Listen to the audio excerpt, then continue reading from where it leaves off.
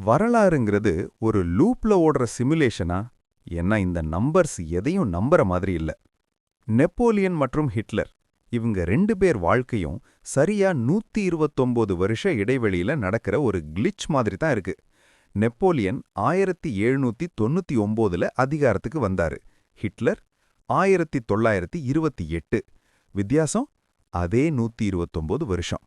Napoleon 1805ல வியன்னாவை கைப்பத்தினாரு. Hitler உள்ள நுழைஞ்சது 1934ல. வித்தியாசம் கரெக்டா 129 வருஷம். ரெண்டு பேருமே செஞ்ச அதே பெரிய தப்பு, ரஷ்யா மேல போர் தொடுத்தது.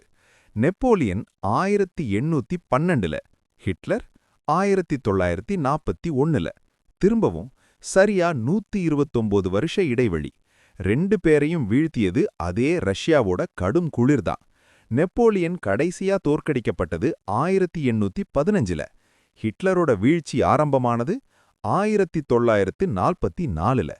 இது வெறும் தற்செயலா இல்ல இந்த மேட்ரிக்ஸ் ஒரே ஸ்கிரிப்ட திரும்பவும் யூஸ் பண்ணுதா? நீங்களே முடிவு பண்ணுங்க.